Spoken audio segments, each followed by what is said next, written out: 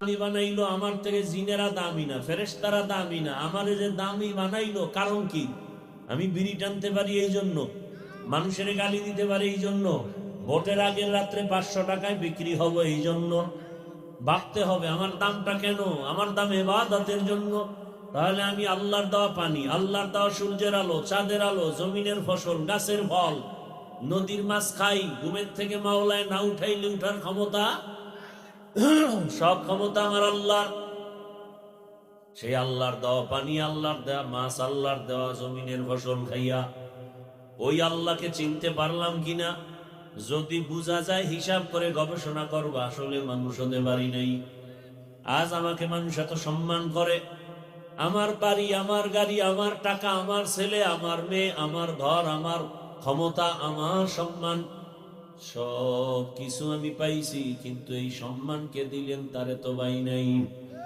ছেলের মালিককে আমারে বানাইলেন, তারে তো পাই নাই। আমার স্ত্রীকে আমার জন্য গোলাম বানায় দিলেন, কে বানাইলেন তারে চিনি নাই। আমার দল চিনি, আমার টাকা চিনি, আমার এই ফকির থেকে টাকার মালিক কে বানাইলেন তাকে চিনি নাই। বোঝা গেল আসল জিনিস যখন চিনি নাই, আমি মানুষ হতে পারি নাই। আল্লাহকে চিনার একমাত্র পরিচয় পত্র হলো ইবাদত। ইবাদতের মাধ্যমে আল্লাহর পরিচয় নাও। এজন্যই তো তাফসীরের মধ্যে ওয়ামা খালাকতুল জিন্না ওয়াল ইনসা ইল্লা লিয়াবুদুনের ব্যাখ্যায় কি লেখছেন? সব মুফাসসিরিনে কেরাম লেখছেন কি? ওয়ামা খালাকতুল জিন্না ওয়াল ইনসা ইল্লা লিয়ারিফুন।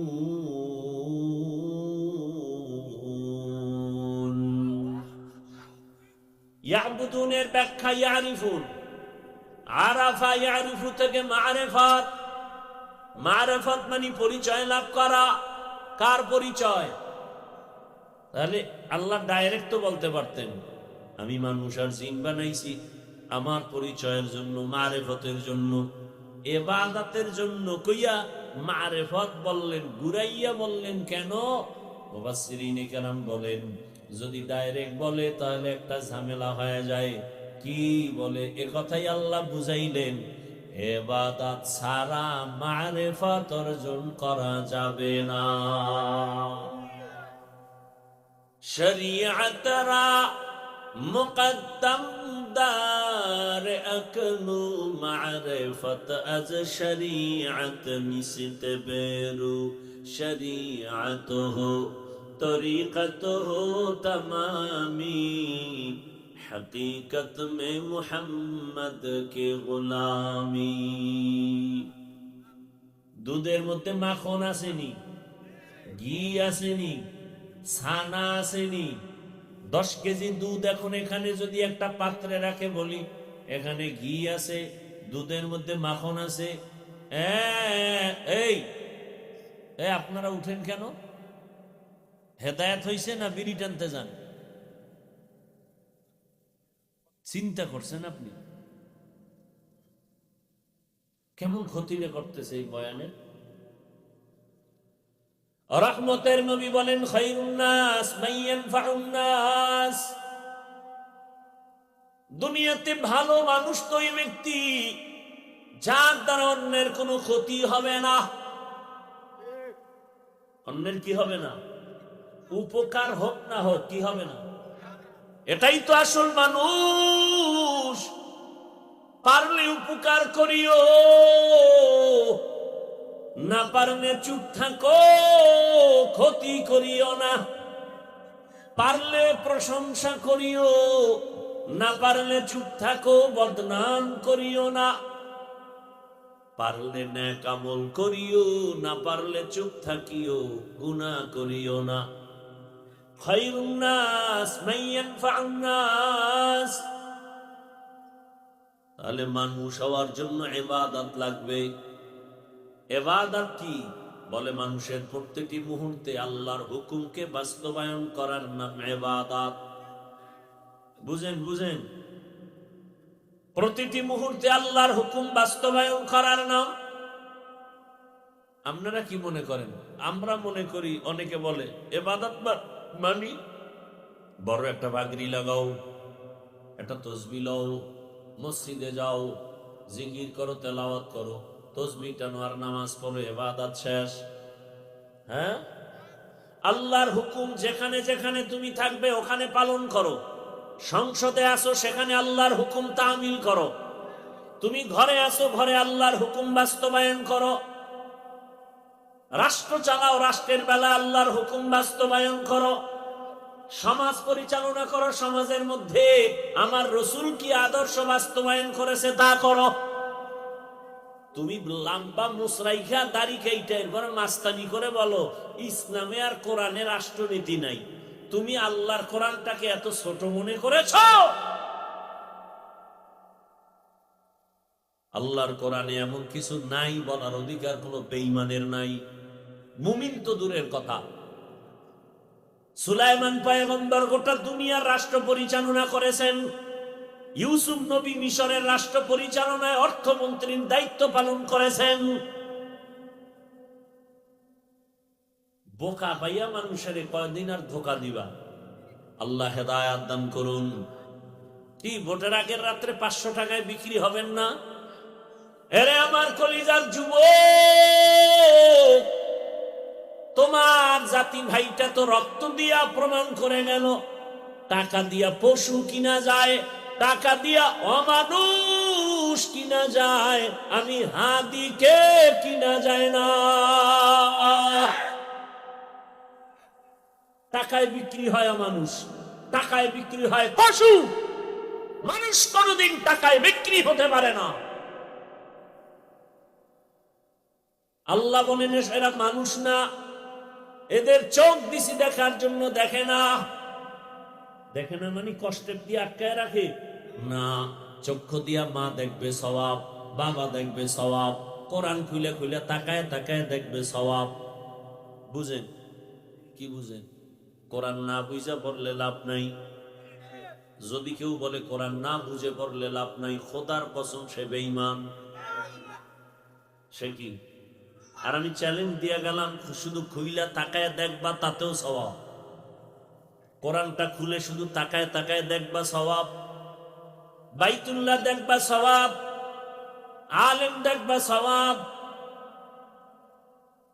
আল্লাহ কয় বান্দা আলেম দেখে না, কোরআন দেখে না, বাইতুল্লাহ দেখে না, মসজিদ দেখে না, মা বাপ দেখে না, কি করে? সারা রাত দরজা বন্ধ করে মোবাইলটা ওপেন করে বেগানা দেখে, বেগানা জেনা করে সারা রাত। ঘরে ঘরে রুমে রুমে মোবাইলের দ্বারা চোখের জেনা, হাতের জেনা, জবানের জেনা, অন্তরের জেনা। ভুল বললাম? আল্লাহ শান্তি দিবে এত সোজা? আপনারা জানেন আমি হাফিজুর রহমান অনেক ভালো। আল্লাহ জানে হাফিজুর রহমান সারা রাত মোবাইল চালায়, ওর হাত না পাক, ওর চোখ না পাক, ওর জিহ্বা না পাক, ওর অন্তর না পাক। আল্লাহ কয় আমি দয়াময়, নাইলে তোরে ঘুমের ভিতরে শুকরের চেহারা বানায় দিতাম। খালি মোহাম্মদের উম্মত হয়ে গেছো তো, এই জন্য আমি করি না। মানুষ যদি টের পাইতো তুই সারা রাত মোবাইলে আকাম করছো, তোর পিছে নামাজ নি পড়তো, তোর জুতা দিয়ে পিটাইতো। গর্বাসুরাত আতমি ইনসাবুতে আহমদবু জাহলো হামে কে সাবুদি। আল্লাহ বলেন গুণের মানুষ হইতে লাগবে। মানুষের গুণের নাম কি? শেষ। মানুষের গুণের নাম ইবাদত। কেন করবা ইবাদত? বলে রবের সাথে হবে মোলাকাত, বিনিময়ে পুরস্কার পাবো, শান্তির ঠিকানা জান্নাত। ইবাদত কোন নিয়মে করব? নিয়ম ছাড়া তো চলে না। নিয়ম ছাড়া গাড়ি চলে না, নিয়ম ছাড়া মোবাইল চলে না, নিয়ম ছাড়া প্রতিষ্ঠান চলে না, মসজিদ চলে না, স্কুল কলেজ চলে না, ফ্যাক্টরি চলে না। ইবাদত চলার নিয়ম কি? বলে একমাত্র মদিনাওয়ালা রাসূলের আদর্শ। নবীর আদর্শ অনুযায়ী যা করবা সব ইবাদত। নবীর আদর্শে হাসি দাও ইবাদত, নবীর আদর্শে কান্না করো ইবাদত, নবীর আদর্শে বাথরুমে যাও ইবাদত, নবীর আদর্শ মতো ব্যবসা করো ইবাদত, নবীর আদর্শ মেনে চাকরি করো ইবাদত, নবীর আদর্শ মেনে ঘুম যাও ইবাদত, নবীর আদর্শে তুমি কাউকে দুশমন মনে করো ইবাদত। কার আদর্শ? আর কারো আদর্শ মানা যাবে না, সব আদর্শ নাপাক, সব আদর্শ একমাত্র রসুলের আদর্শই হলো পাক। আল্লাহ বলেন ইবাদত যদি করতে চাও নিয়ম লাগবে, নিয়ম জানার জন্য কোরআন লাগবে, হাদিস লাগবে। কয় আমি তো কোরআন হাদিস আরবি বুঝি না। কয় যারা বুঝে তাদের কাছে যাইয়া নিয়ম শিখো উলামায়ে কেরামের থেকে। কি বুঝলাম? আলেমের কাছে থেকে কোরআন শিখো, শিখায় ইবাদত করলেই তুমি গুণের মানুষ। আল্লাহ কয় গুণের মানুষ জান্নাতে যাবে। এই জন্য আমি বুঝাইলাম, আল্লাহ কয় আমি এজন্যই বললাম আর রহমান আল্লামান কোরআন খলাকাল ইনসান। আমি আগে কোরআন শিখাইয়া মানুষ বানাইছি, অর্থাৎ কোরআন শিখা হাদিস শিখা আলেম ওলামার মাধ্যমে যারা ইবাদত করবে তারা গুণের মানুষ। আর এই গুণের মানুষেরা জান্নাতে যাবে। এই গুণের মানুষ বিনা হিসাবে জান্নাতি। তাহলে গুণের মানুষ হতে হলে লাগবে ইবাদত, ইবাদত শিখার জন্য লাগবে কোরআন হাদিস, কোরআন হাদিস বুঝার জন্য লাগবে উলামায়ে কেরাম।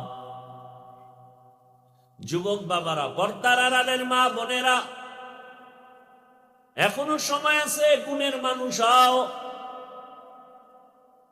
খবরদার, দাঁড়াইয়া দাঁড়াইয়া প্রস্রাব করা গুণের মানুষের কাজ না। দাঁড়াইয়া প্রস্রাব করার জন্য ভিন্ন প্রাণী মাখলুক দুনিয়াতে আছে, এটা মানুষের গুণ না। হাঁটবা আর খাইবা এটা মানুষের গুণ না। দুনিয়াতে সব প্রাণীরা খায়, সব প্রাণীরা প্রস্রাব পায়খানা করে, ঘুমায়। কিন্তু তুমি মানুষও খাও, ঘুমাও, তবে তোমারটা হতে হবে আলাদা, কারণ তুমি গুণের মানুষ।